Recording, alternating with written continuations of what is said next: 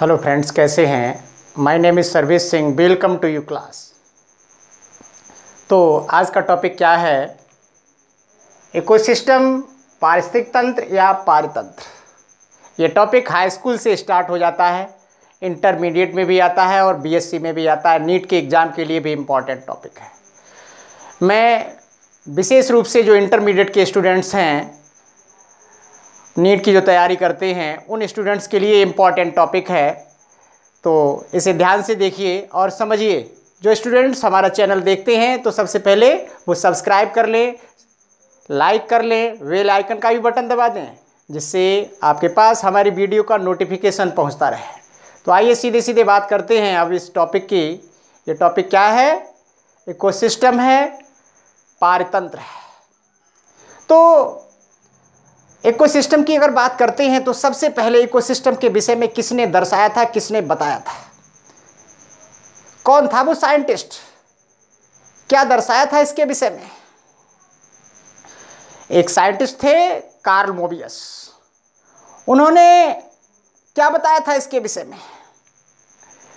दर्शाया था कि जो इकोसिस्टम है, जो पारिस्थितिक तंत्र है, इसकी एक विचारधारा के लिए प्रस्तुत किया था उन्होंने। किसने विचारधारा के लिए प्रस्तुत किया था? कार्ल मोबियस ने। कार्ल मोबियस ने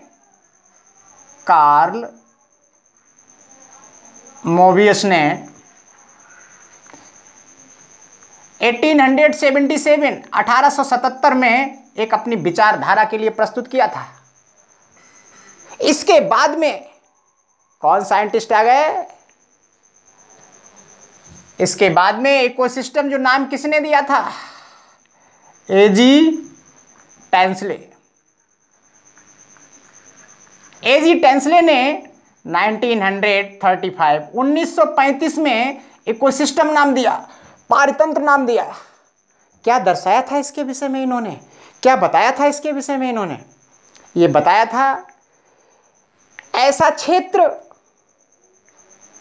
जो फंक्शनल है, जो कार्यरत है, उसके अंदर बायोटिक प्लस एबायोटिक कंपोनेंट्स को जोड़ लिया जाए तो क्या बन जाएगा? एक इकोसिस्टम बन जाएगा, एक पारितंत्र बन जाएगा। क्या बताया था? एक ऐसा क्षेत्र, एक ऐसा एरिया जो फंक्शनल है, जो कार्यरत है, या कह सकते हैं बायोटिक एंड एबायोटिक जो कंपोनेंट्स होते हैं, जैवी तथा अजैवी जो घटक होते हैं, अगर उनको जोड़ लिया जाए तो क्या बन जाता है? एक इकोसिस्टम बन जाता है, एक पारिस्थितिक तंत्र बन जाता है। या कह सकते हैं एक ऐसा क्षेत्र, एक ऐसा मंडल, जैसे जलमंडल, ओके, प्लस वायुमंडल, इसमें भी जीव रहते हैं, प्लस थलमंडल, इसमें भी जीव रहते हैं। जब तीनों प्रकार के मंडल इकट्ठे हो जाते हैं, जलमंडल में भी जीव रहते हैं, जल के अंदर भी जीव रहते हैं, वायुमंडल में भी जीव रहते हैं, थलमंडल के अंदर भी जीव रहते हैं। अगर इन तीनों क्षेत्रों को मिला लिया जाए तो क्या बनता है? बायोस्फीयर बनता है। बायोस्फीयर बनता है। बायोस्फीयर किसे कहते हैं? जैव मंडल, या कह सकते हैं जैव मंडल बन जाता है। अगर इस जैव मंडल के अंदर बायोटिक प्लस एबायोटिक दोनों प्रकार के कंपोनेंट्स के लिए सम्मिलित कर लिया जाए, जैविक और अजैविक घटकों के लिए सम्मिलित कर लिया जाए, तो क्या बन जाएगा? एक इकोसिस्टम बन जाएगा, एक पारिस्थितिक तंत्र बन जाएगा, जिसे पारितंत्र कहते हैं। ये दर्शाया था एजी टेंसले ने। ये बताया था कि एक ऐसा क्षेत्र जिसमें एनिमल्स रहते हैं, एनिमल्स जल में भी रहते हैं, स्थल पर भी रहते हैं, वायु में भी रहते हैं, अगर इन तीनों प्रकार के मंडलों को इकट्ठा कर लिया जाए तो क्या बनता है? एक जैव मंडल बनता है। और उस जैव मंडल में जैविक तथा अजैविक दोनों प्रकार के घटकों को सम्मिलित कर लिया जाए तो वो क्या बन जाता है? वो एक इकोसिस्टम बन जाता है, पारितंत्र बन जाता है। दूसरे शब्दों में भी कह सकते हैं पारितंत्र ये क्या है? क्या है पारितंत्र? ये एक नेचुरल की क्रियात्मक इकाई है, फंक्शनल यूनिट ऑफ नेचुरल, प्राकृतिक की ये क्रियात्मक इकाई है। ये बताया था एजी टेंसले ने। मान लीजिए कोई ऐसा एक एनिमल्स है या कोई ऐसा कोई प्लांट्स है जो इस एटमॉस्फेयर में, जो इस वायुमंडल में अकेला रह सकता है। क्या वो कार्य कर सकता है? कभी नहीं कर सकता है। इस वायुमंडल के अंदर, इस मंडल के अंदर, इस पर्यावरण के अंदर कोई एक एनिमल्स या कोई एक प्लांट्स कार्य कर सकता है? नहीं कर सकता है, नहीं कर सकता है। लेकिन एनिमल्स एंड प्लांट्स दोनों सहयोग से कार्य करते हैं, दोनों सहयोग से कार्य करते हैं, एक दूसरे के हेल्प से कार्य करते हैं। और जब एक दूसरे से मिलकर के कार्य करते हैं तो वो एक दूसरे के लिए प्रभावित भी करते हैं, ये डेफिनेट है। और जो ये प्रभावित करते हैं तो यही एक इकोसिस्टम कहलाता है। Animals and plants and other materials जो एक दूसरे के लिए प्रभावित करते हैं वही इकोसिस्टम कहलाता है। इकोसिस्टम का एक छोटा रूप भी हो सकता है, जैसे पॉन्ड्स की एक बूंद, तालाब के एक जल की बूंद, इतना छोटा रूप भी हो सकता है इकोसिस्टम का। और एक इतना विशाल रूप भी हो सकता है जैसे सागर, समुद्र, इतना विशाल रूप भी हो सकता है। तो इस इकोसिस्टम में क्या दर्शाया गया है कि दो प्रकार के जो घटक होते हैं, एक बायोटिक कंपोनेंट्स होता है, दूसरा एबायोटिक होता है। एक जैविक घटक होते हैं, दूसरे अजैविक घटक होते हैं। दोनों प्रकार के घटकों का जो संबंध होता है, जो योग होता है, उसे क्या बोलते हैं? इकोसिस्टम कहते हैं, उसे पारिस्थितिक तंत्र कहते हैं। ओके, तो ध्यान दीजिए, इकोसिस्टम वैसे कितने प्रकार का होता है? इकोसिस्टम कितने प्रकार का होता है? दो प्रकार के होते हैं। एक तो एक्यूटिक इकोसिस्टम होता है जिसे जलीय पारितंत्र कहते हैं, दूसरा टेरेस्ट्रियल। दूसरा कौन सा होता है? टेरेस्ट्रियल, जिसे स्थलीय पारितंत्र कहते हैं। ओके, अब हम दो प्रकार के कंपोनेंट्स के लिए पढ़ेंगे। कौन कौन से कंपोनेंट्स होते हैं? एक तो बायोटिक, दूसरा एबायोटिक। इकोसिस्टम के अंदर दो कंपोनेंट्स होते हैं, मुख्य रूप से भाग लेते हैं, उनसे मिलकर के इकोसिस्टम बनता है। और वो कौन कौन से कंपोनेंट्स हैं तो ध्यान दीजिएगा। दो प्रकार के कंपोनेंट्स हैं, एक तो बायोटिक है, बायोटिक कंपोनेंट्स, दूसरा कौन सा है? Abiotic, abiotic components. दो प्रकार के घटक होते हैं। बायोटिक कंपोनेंट्स के लिए क्या कहते हैं? जैवीय घटक, इसे हिंदी में जैवीय घटक कहते हैं। और इसे हिंदी में क्या कहते हैं? अजैवीय घटक इसे कहा जाता है, अजैवीय घटक इसे कहते हैं। तो अब जैवीय घटक क्या होते हैं? ये सारे जितने भी घटक होते हैं, सारे के सारे कंपोनेंट्स, ये लिविंग कंडीशन के होते हैं, ये लिविंग होते हैं। और ये कैसे होते हैं? नॉन लिविंग होते हैं। कैसे होते हैं? ये नॉन लिविंग, निर्जीव होते हैं, और ये लिविंग होते हैं, सजीव होते हैं। तो अब बात करते हैं, जो जैविक घटक होते हैं ये कितने टाइप के होते हैं? जैविक जो घटक होते हैं ये कितने टाइप के होते हैं? जैविक घटक, इनकी बात करते हैं। तो जैविक घटक ये बायोटिक कंपोनेंट्स होते हैं, वो तीन प्रकार के होते हैं। कौन कौन से होते हैं? तीन प्रकार के जो होते हैं। नंबर एक, ऑटोट्रॉपिक, ओके। नंबर दो, हेटेरोट्रॉपिक।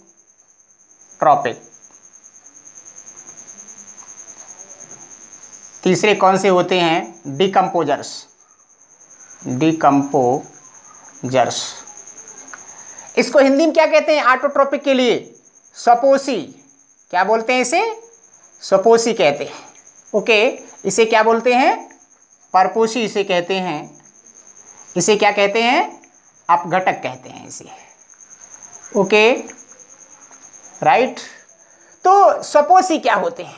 सीधी सी बात है, सपोसी क्या होते हैं? जो अपना फूड स्वयं बना लेते हैं, किसी दूसरे के ऊपर निर्भर नहीं रहते हैं, जो अपना फूड स्वयं बना लेते हैं और दूसरे के ऊपर डिपेंड नहीं रहते हैं तो उन्हें क्या कहते हैं? स्वपोषी कहते हैं। उन्हें क्या कहा जाता है? स्वपोषी कहा जाता है। जैसे फॉर एग्जाम्पल के लिए इसमें क्या आ जाएंगे? प्रोड्यूसर। प्रोड्यूसर, प्रोड्यूसर मीन्स क्या होता है? उत्पादक। उत्पादक क्या होते हैं? कौन होता है ये ग्रीन प्लांट्स होते हैं। ये क्या होते हैं? ग्रीन प्लांट्स होते हैं, जिसे हरे पौधे कहा जाता है। हरे पौधे प्रकाश संश्लेषण क्रिया के माध्यम से अपना फूड मटेरियल स्वयं बना लेते हैं, अपना पोषण स्वयं बना लेते हैं। ये न्यूट्रिशन में बनाते क्या है? भोज्य पदार्थों में बनाते क्या है? ऑर्गेनिक मटेरियल्स बनाते हैं, कार्बनिक पदार्थ बनाते हैं, जैसे कार्बोहाइड्रेट है, प्रोटीन है, वसा है, इन सारी चीज़ों का निर्माण करते हैं। ये सारी चीज़ें बनाते हैं, इसलिए इन्हें क्या बोला जाता है? ऑटोट्रोपिक कहा जाता है, स्वपोषी कहा जाता है, क्योंकि ये अपना फूड प्रकाश की उपस्थिति में प्रकाश संश्लेषण क्रिया के माध्यम से ये स्वयं बना लेते हैं, इसलिए इन्हें स्वपोषी कहते हैं। ये कौन होते हैं? प्रोड्यूसर होते हैं, उत्पादक होते हैं, ग्रीन प्लांट्स होते हैं, हरे पौधे होते हैं। ओके, अब बात करते हैं हेटेरोट्रोपिक की, परपोषी। सीधी सी बात है, ये अपना भोजन कभी नहीं बना पाते। ये फूड मटेरियल के लिए दूसरे पर डिपेंड रहते हैं, जीवन पर्यंत दूसरे के ऊपर निर्भर रहते हैं। ये अपना पोषण कभी नहीं बना पाते हैं, या तो जीवों के ऊपर डिपेंड रहते हैं पोषण के लिए, या फिर पौधों के ऊपर डिपेंड रहते हैं अपना पोषण बनाने के लिए, अपना पोषण प्राप्त करने के लिए। उन्हें क्या बोलते हैं? हेटेरोट्रोपिक कहते हैं, या फिर उसे परपोषी कहा जाता है। ओके, अब जो फूड होता है, जो पोषण होता है, उस पोषण के आधार पर, फूड के आधार पर ये कितने प्रकार के होते हैं? जो परपोषी होते हैं ये फूड के आधार पर कितने प्रकार के होते हैं? जैसे आपने सुना होगा, फूड कौन नहीं बना पाता है? कंज्यूमर नहीं बना पाते हैं। कौन नहीं बना पाता है? कंज्यूमर नहीं बना पाते हैं। कंज्यूमर किसे कहते हैं? उपभोक्ता के लिए कहा जाता है। किसे कहा जाता है? उपभोक्ता के लिए, कंज्यूमर। फूड अपना कौन नहीं बना पाता है? कंज्यूमर, जिसे उपभोक्ता कहा जाता है, जिसे एनिमल कहते हैं, जो जीव होते हैं। जीव अपना भोजन नहीं बना पाते हैं, भोजन के लिए दूसरों पर निर्भर रहते हैं।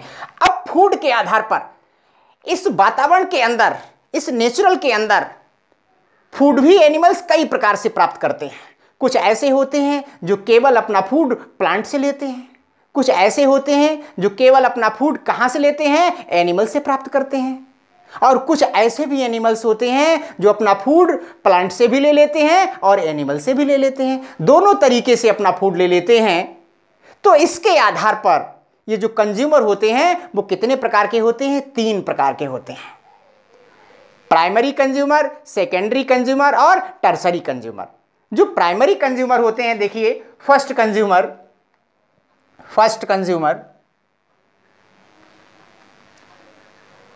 प्रथम श्रेणी का उपभोक्ता हो गया, फर्स्ट कंज्यूमर। ओके, दूसरा सेकेंड कंज्यूमर,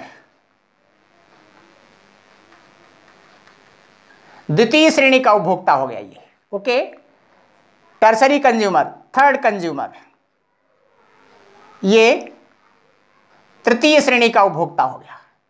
अब ये किस तरीके से उपभोक्ता एक दूसरे से फूड प्राप्त करते हैं? प्राइमरी कंज्यूमर में कौन आता है? प्राथमिक श्रेणी का जो उपभोक्ता होता है वो कौन होते हैं? कौन से एनिमल्स होते हैं? कौन से जीव होते हैं? तो ध्यान दीजिए, जो फर्स्ट कंज्यूमर होते हैं ये केवल अपना फूड प्लांट से प्राप्त करते हैं, पौधों से प्राप्त करते हैं, पौधों के ऊपर फूड के लिए डिपेंड रहते हैं, निर्भर रहते हैं, इसलिए इसे प्राइमरी कंज्यूमर कहते हैं या प्रथम श्रेणी के उपभोक्ता कहलाते हैं। ऐसे उपभोक्ता जो अपना भोजन केवल पौधों से प्राप्त करते हैं उसे फर्स्ट कंज्यूमर कहते हैं या प्रथम श्रेणी के उपभोक्ता कहा जाता है। तो जैसे कौन कौन लेता है अपना फूड मटेरियल? जैसे काव,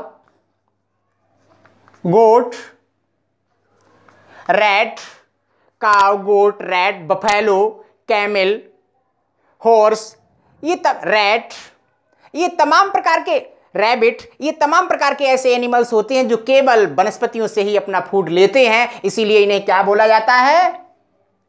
हर्बीवोरस कहते हैं। क्या बोलते हैं इन्हें? हर्बीवोरस इन्हें कहा जाता है, यानी शाकाहारी इन्हें कहा जाता है। ये कैसे होते हैं? प्योर शाकाहारी होते हैं। ये नोट करना चाहे तो इसे नोट भी कर सकते हैं। ये कैसे होते हैं? हर्बीवोरस होते हैं, शाकाहारी होते हैं। गाय, भैंस, ठीक है, बकरी, भेड़, ये सारे जीव इसके अंदर आ जाते हैं जो केवल पौधों से अपना फूड लेते हैं। ओके, सेकेंड कंज्यूमर कौन से होते हैं? सेकेंड कंज्यूमर वो होते हैं जो अपना फूड प्राइमरी कंज्यूमर से लेते हैं या प्रथम श्रेणी के उपभोक्ता से लेते हैं। प्रथम श्रेणी के उपभोक्ता से जो अपना फूड मटेरियल लेते हैं उसे सेकेंडरी कंज्यूमर कहते हैं या द्वितीय श्रेणी के उपभोक्ता कहते हैं। अर्थात इसमें क्या आ जाता है, जैसे फ्रॉग भी आ जाता है, मेढक भी आ जाता है, क्योंकि वो भी छोटे छोटे कीटों को खाता है। सर्प भी आ जाता है, वो भी शिकार करता है, वो भी प्राइमरी कंज्यूमर से अपना फूड लेता है। तो ये कैसे हैं एनिमल, ये कैसे हैं, ये मीट यूज करते हैं, ये मांस खाते हैं, कीटों को खाते हैं। तो ये कैसे हो गए, कार्निवोरस हो गए। कैसे हो गए, कार्निवोरस हो गए, कार्निवोरस होते हैं। कार्निवोरस किसे कहते हैं, मांसाहारी के लिए कहा जाता है। ये सेकेंडरी जो कंज्यूमर होते हैं वो कैसे होते हैं, मांसाहारी होते हैं। ये अधिकांश मात्रा में अपना फूड कहां से लेते हैं, प्राइमरी कंज्यूमर से लेते हैं, प्रथम श्रेणी के उपभोक्ता से लेते हैं। Okay, that's all. आगे बात करते हैं थर्ड कंज्यूमर की। जो तीसरा कंज्यूमर होता है, टर्सरी कंज्यूमर होता है, उपभोक्ता होता है, ये फूड कहां से लेता है, ये विशेषता है। वैसे अगर इसके सीरियल से चलते हैं तो ये अपना फूड सेकेंड कंज्यूमर से लेता है, लेकिन कुछ ऐसे भी एनिमल्स इसके अंदर होते हैं, कुछ ऐसे भी एनिमल्स इसके अंदर होते हैं जो अपना फूड इस प्राइमरी कंज्यूमर से भी ले लेते हैं, सेकेंडरी कंज्यूमर से भी लेते हैं और प्लांट से भी ले लेते हैं अपना फूड। ये वो क्या कहलाते हैं, वो ओमनिवोरस कहलाते हैं। वो हायर एनिमल्स होते हैं। जैसे आपने नाम सुना होगा, ओमनिवोरस में कौन कौन से आ जाते हैं, ओमनिवोरस में कौन कौन से आ जाते हैं, जैसे कैट, डॉग, ह्यूमन, मनुष्य। ये कैसा है, ये सर्वाहारी है। ये प्लांट से भी अपना फूड लेता है और एनिमल से भी अपना फूड प्राप्त कर लेता है, दोनों तरीके से अपना फूड प्राप्त कर लेता है। इसलिए इसे क्या बोला जाता है, सर्वाहारी कहा जाता है। दोनों तरीकों से ये अपना फूड मटेरियल प्राप्त कर लेते हैं, इसलिए इसे क्या बोलते हैं, सर्वाहारी कहते हैं। तो इस तरीके से फूड के आधार पर ये कैसे होते हैं, ओमनिवोरस, ये कैसे होते हैं, सर्वाहारी होते हैं। ठीक है, तो ये सीरियल लगा हुआ है। फर्स्ट कंज्यूमर कहां से अपना फूड लेता है, प्लांट से अपना फूड लेता है। सेकंड कंज्यूमर कहां से लेता है, फर्स्ट कंज्यूमर से लेता है। थर्ड कंज्यूमर कहां से लेता है, सेकंड से भी ले लेता है, फर्स्ट से भी ले लेता है। एक तरीके से ये फूड चेन बना लेते हैं, खाद्य श्रृंखला बना लेते हैं, खाद्य जाल बना लेते हैं। और ये सर्वाहारी भी होते हैं। कुछ ऐसे भी एनिमल्स होते हैं, मैंने अभी आपको बताया है, कुछ ऐसे भी जीव इसके अंदर आ जाते हैं जो कि पौधों से भी अपना भोजन लेते हैं और जीवों से भी अपना फूड प्राप्त कर लेते हैं। जैसे डॉग है, कैट है, ह्यूमन है। वैसे इन्हें अपना फूड कहां से लेना चाहिए था, सेकेंड कंज्यूमर से लेना चाहिए था। जैसे इसमें टाइगर आ जाएगा, लायन आ जाएगा, बाज आ जाएगा। थर्ड कंज्यूमर में क्या क्या आ जाता है, टाइगर है, लायन है, बाज है, ये आ जाते हैं। ये थर्ड कंज्यूमर के उपभोक्ता कहलाते हैं। तो इस तरीके से ये फूड के आधार पर कंज्यूमर कितने प्रकार के होते हैं, 3 प्रकार के होते हैं। आपने ये पढ़ लिया होगा। ओके, अब आगे बात करते हैं अपघटक की, डिकम्पोजर्स। ये क्या होते हैं, ये कौन से जीव होते हैं? ये ऐसे जीव होते हैं जो कार्बनिक पदार्थों के लिए सरल अवयवों में तोड़ देते हैं। ये ऐसे एनिमल्स होते हैं, इसमें आते हैं, ऐसे एनिमल्स इसके अंदर आते हैं, नोट कर लीजिए, जो कार्बनिक पदार्थों के लिए सरल अवयवों में तोड़ देते हैं। जैसे क्या आ जाते हैं इसके अंदर, बैक्टीरिया आ जाता है इसके अंदर। क्या आ जाते हैं, बैक्टीरिया आ जाते हैं, फंजाई आ जाते हैं, कवक आ जाते हैं। ये क्या करते हैं, एनिमल्स जब मर जाता है, पौधा भी जब नष्ट होने के कगार पे होता है, खत्म होने के कगार पे होता है, तो इनकी बॉडी का ये अपघटन कर देते हैं, उन्हें मिट्टी में मिला देते हैं, उन्हें सरल अवयवों में तोड़ देते हैं। ये क्या कहलाते हैं, डिकम्पोजर्स कहलाते हैं, अपघटक कहलाते हैं।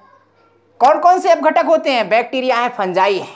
ये मृत पदार्थों को नष्ट कर देते हैं, उसका अपघटन कर देते हैं। मरे हुए जीवों के या मृत जो प्लांट्स होते हैं उनके अवशेषों के लिए नष्ट कर देते हैं, उसे मिट्टी में मिला देते हैं, उन्हें सरल अवयवों में तोड़ देते हैं। अर्थात इसीलिए उन्हें डिकम्पोजर्स कहा जाता है। ये मृतजीवी भी होते हैं। ओके, अब बात करते हैं आगे। ये तो बायोटिक कंपोनेंट्स था। अब दूसरी बात करते हैं एबायोटिक कंपोनेंट्स क्या होते हैं। अब उनकी बात करते हैं एबायोटिक कंपोनेंट्स की, जो अजैवीय घटक होते हैं। अजैवीय घटक भी एनवायरनमेंट के अंदर पाए जाते हैं, इकोसिस्टम के अंदर होते हैं। इकोसिस्टम इन्हीं से मिलकर के बनता है, abiotic components and biotic components. जो अजैवीय घटक होते हैं वो कैसे होते हैं? नॉन लिविंग होते हैं, निर्जीव होते हैं, और ये भी मुख्यतः 3 प्रकार के होते हैं। कौन कौन से ये होते हैं 3 प्रकार के? चलिए ध्यान दीजिए, एबायोटिक कंपोनेंट्स ये भी मुख्यतः 3 प्रकार के होते हैं। कौन कौन से 3 प्रकार के ये होते हैं? नंबर 1 क्लाइमेटिक कंपोनेंट्स, जलवायवीय घटक। ओके। दूसरा ऑर्गेनिक सबस्टेंस,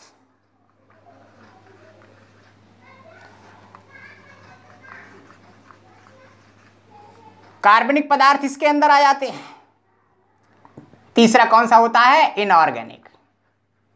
इनऑर्गेनिक सबस्टेंस आ जाते हैं इसके अंदर। ये अकार्बनिक पदार्थ होते हैं, अकार्बनिक पदार्थ होते हैं। तो ये क्या होते हैं? ये नॉन लिविंग कंडीशन में होते हैं, निर्जीव अवस्था में होते हैं। ये भी इकोसिस्टम के निर्माण में भाग लेते हैं।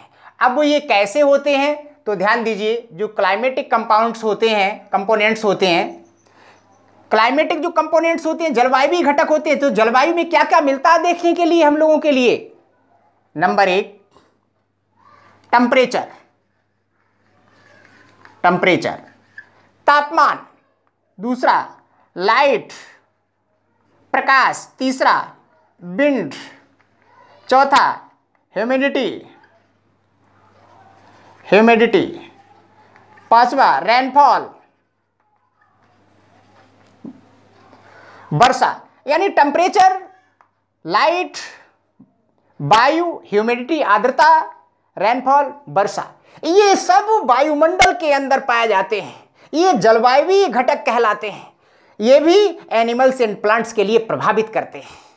ये भी एनिमल्स एंड प्लांट्स के लिए क्या करते हैं? प्रभावित करते हैं। तो जब ये एनिमल्स एंड प्लांट्स के लिए प्रभावित करते हैं तो ये भी जलवायु घटक कहलाते हैं। और ये जलवायु घटक कैसे होते हैं? ये भी एक तरीके से फूड बनाने में पौधों के लिए, एनिमल्स के लिए हेल्प करते हैं, सहायता करते हैं। जल की भी आवश्यकता होती है, वायु की आवश्यकता होती है, लाइट की भी आवश्यकता होती है, टेम्परेचर की भी आवश्यकता होती है, जिससे पौधे अपना भोजन बनाते हैं। इसलिए इकोसिस्टम में ये भी भाग लेते हैं, पारिस्थितिक तंत्र में ये भी भाग लेते हैं, पारिस्थितिक के निर्माण में ये भी भाग लेते हैं। ओके, आगे बात करते हैं कार्बनिक पदार्थ कौन कौन से होते हैं।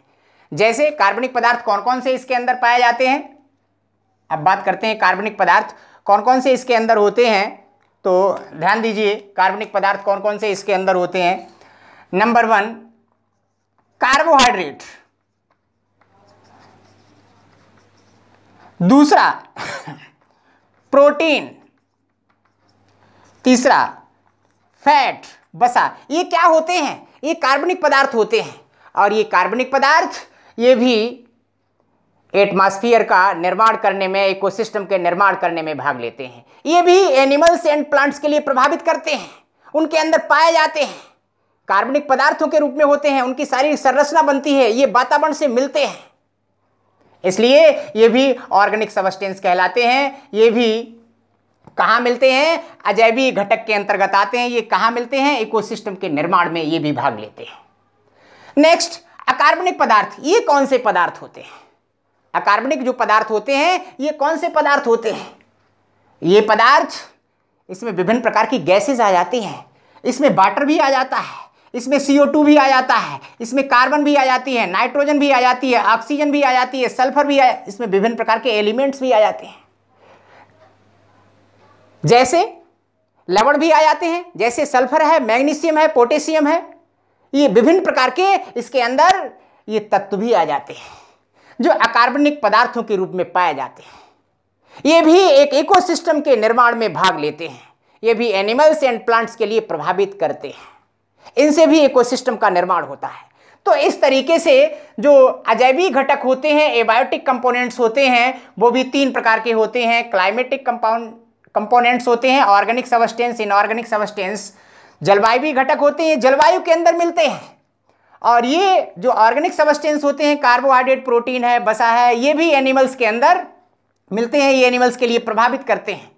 और जो इनऑर्गेनिक सबस्टेंस होते हैं, हाइड्रोजन है, नाइट्रोजन है, ऑक्सीजन है, सल्फर है, पोटेशियम है, मैग्नीशियम है, कैल्शियम है, ये भी तमाम प्रकार के ये इनऑर्गेनिक सबस्टेंस होते हैं, ये भी इकोसिस्टम में भाग लेते हैं।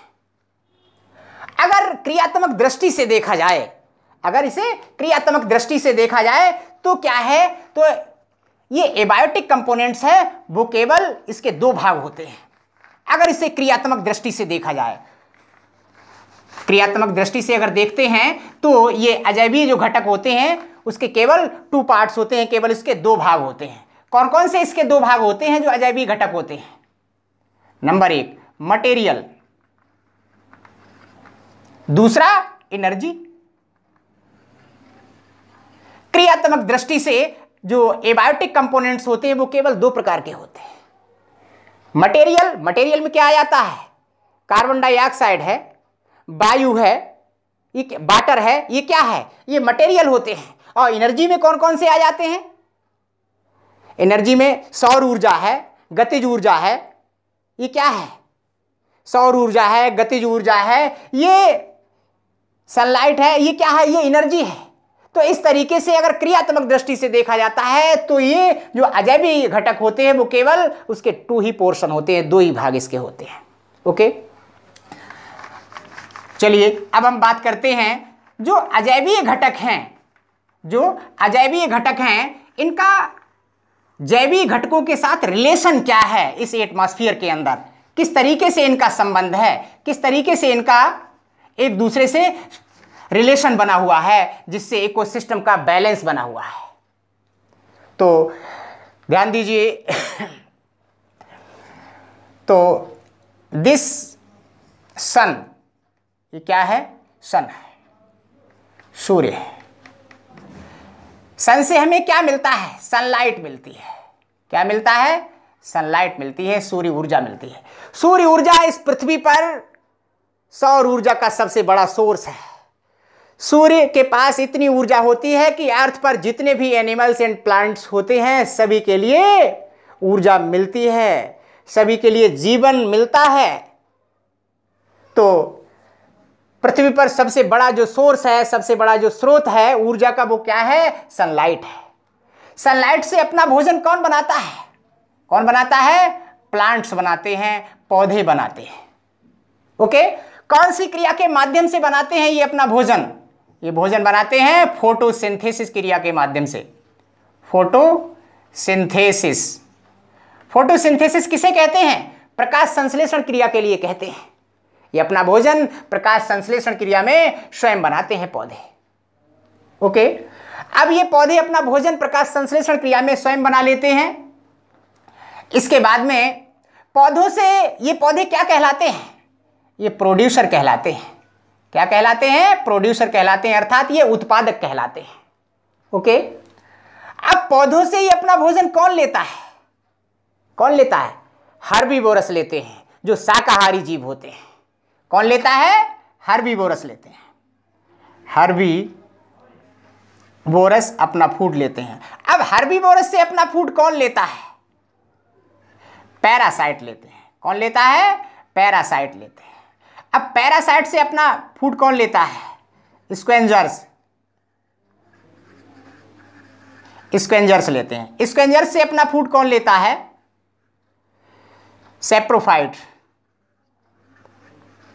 फाइट्स लेते हैं, ये अपना फूड लेते हैं। ओके, इस तरीके से ये चैन, इस तरीके से ये क्रम चलता रहता है। तो अब बात करते हैं कंडीशन क्या होती है। एक दिन प्लांट्स भी नष्ट हो जाते हैं। कौन नष्ट हो जाता है? एक दिन प्लांट्स भी नष्ट हो जाते हैं, पौधे भी नष्ट हो जाते हैं, मृत हो जाते हैं। हर्बीवोरस भी एक दिन नष्ट हो जाते हैं, मृत हो जाते हैं। पैरासाइट भी एक दिन मृत हो जाते हैं। स्कैंजर्स भी एक दिन नष्ट हो जाते हैं, मर जाते हैं। सैप्रोफाइट भी एक दिन नष्ट हो जाते हैं। ओके, अब ध्यान दीजिए, हर्बीवोरस से अपना फूड कौन लेता है? यस, कार्निवोरस लेते हैं, कार्निवोरस लेते हैं। एक दिन कार्निवोरस भी, इनकी भी डेथ हो जाती है, इनकी भी मृत्यु हो जाती है। इनकी सबकी जब डेथ हो जाती है, मृत्यु हो जाती है, तो होता क्या है, इनके जो कार्बनिक पदार्थ होते हैं उन्हें कन्वर्ट कर दिया जाता है, उनका अपघटन कर दिया जाता है। वो अपघटन कौन करता है? वो अपघटन डिकम्पोजर्स करते हैं। कौन करता है? डिकम्पोजर्स करते हैं। एंड और ट्रांसफॉर्मर्स। ओके, तो ये सब क्या है? ये सब क्या है? कंज्यूमर हैं। क्या है ये? कंज्यूमर है, उपभोक्ता है ये। अब कंडीशन क्या होती है, जब ये बैक्टीरिया या फिर फंजाई के माध्यम से इनका डिकम्पोज हो जाता है, इनका अपघटन हो जाता है, तो ये सरल अवयवों में टूट जाते हैं। जब ये सरल अवयवों में टूट जाते हैं तो ये कहाँ मिल जाते हैं? कहाँ मिल जाते हैं? इन सोयल, मिट्टी में ये मिल जाते हैं।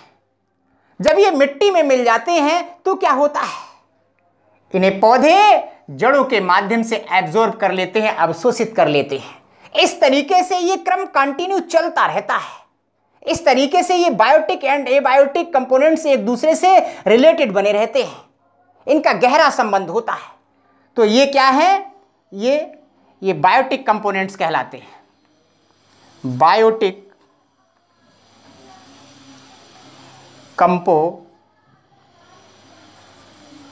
ये बायोटिक कंपोनेंट्स होते हैं। और ये क्या होते हैं? Abiotic components. Abiotic components, abiotic components होते हैं। तो इस तरीके से इस एटमॉस्फेयर के अंदर, इस वातावरण के अंदर, इस इकोसिस्टम के अंदर बायोटिक एंड एबायोटिक कंपोनेंट्स एक दूसरे से रिलेटेड बने रहते हैं, एक दूसरे से संबंधित बने रहते हैं, जिससे इकोसिस्टम का बैलेंस बना रहता है। अगर इसमें से किसी की कमी हो जाती है तो इकोसिस्टम का बैलेंस बिगड़ जाएगा, उसका संतुलन बिगड़ जाएगा। तो ध्यान दीजिए, जो सन है, सूर्य है, सूर्य ऊर्जा का सबसे बड़ा सोर्स है, सबसे बड़ा स्रोत है। तो सूर्य से प्लांट्स प्रकाश संश्लेषण क्रिया के माध्यम से, फोटोसिंथेसिस के माध्यम से ये अपना भोजन स्वयं बना लेते हैं। तो यहां पर ये पौधे क्या हो गए? प्रोड्यूसर हो गए, ग्रीन प्लांट्स उत्पादक हो गए, क्योंकि अपना भोजन स्वयं बना लेते हैं। ओके, अब पौधों से अपना भोजन कौन लेता है? हर्बीवोरस लेते हैं। हर्बीवोरस किसे कहते हैं? शाकाहारी जीवों के लिए कहा जाता है। अब शाकाहारी जीवों से अपना भोजन कौन लेता है? पैरासाइट्स लेते हैं। पैरासाइट से कौन लेता है? स्कैवेंजर्स लेते हैं। स्कैवेंजर्स से सैप्रोफाइट्स लेते हैं। हर्बीवोरस से अपना भोजन कौन लेता है? कार्निवोरस भी लेते हैं। तो इस तरीके से ये क्रम चला आया है। एक कंडीशन क्या होती है, ये सारे क्या कहलाते हैं? कंज्यूमर्स कहलाते हैं, उपभोक्ता कहलाते हैं। ये क्या कहलाते हैं? उपभोक्ता कहलाते हैं। अब एक दिन पौधे भी नष्ट हो जाते हैं। जो इस अर्थ पर आया है उसका जीवन फिनिश होना है। ओके, प्लांट्स भी एक दिन नष्ट हो जाते हैं, हर्बीवोरस भी एक दिन नष्ट हो जाते हैं, पैरासाइट भी नष्ट हो जाते हैं, स्कैवेंजर्स भी नष्ट हो जाते हैं, सैप्रोफाइट्स भी नष्ट हो जाते हैं, और ये कार्निवोरस भी नष्ट हो जाते हैं। नष्ट होने पर इनका होता क्या है? इनके जो कार्बनिक पदार्थ होते हैं उन्हें सरल अवयवों में तोड़ दिया जाता है। ये तोड़ने का काम कौन करता है? डिकम्पोजर्स करते हैं। कौन करता है? डिकम्पोजर्स करते हैं, अपघटक करते हैं। अपघटक क्या होते हैं? बैक्टीरिया होते हैं, फंजाई होते हैं। इनकी बॉडी का अपघटन कर देते हैं, इनके मृत शरीर का अपघटन कर देते हैं, सरल अवयवों में तोड़ देते हैं। और तोड़ने के बाद ये कहाँ मिल जाते हैं? इन सोयल, मिट्टी के अंदर मिल जाते हैं। और मिट्टी पर क्या पाए जाते हैं? पौधे होते हैं। पौधे उन्हें जड़ों के माध्यम से एब्जॉर्ब कर लेते हैं, अवशोषित कर लेते हैं। तो ये क्रम एटमॉस्फेयर के अंदर, एनवायरनमेंट के अंदर, इकोसिस्टम के अंदर ये कंटिन्यू क्रम चलता रहता है। इस तरीके से बायोटिक एंड एबायोटिक दोनों प्रकार के कंपोनेंट्स एक दूसरे से रिलेटेड बने रहते हैं, संबंधित बने रहते हैं। अगर एक की भी कमी हो जाती है, अगर एक की भी कमी हो जाती है तो एटमॉस्फेयर का बैलेंस बिगड़ जाता है, इकोसिस्टम का संतुलन बिगड़ जाता है। यस, ठीक है। जिन स्टूडेंट्स ने मेरा ये वीडियो देखा है, अगर उनके समझ में आ रहा है तो इसे सब्सक्राइब भी करें, लाइक भी करें और इसे शेयर भी करें। Thank you.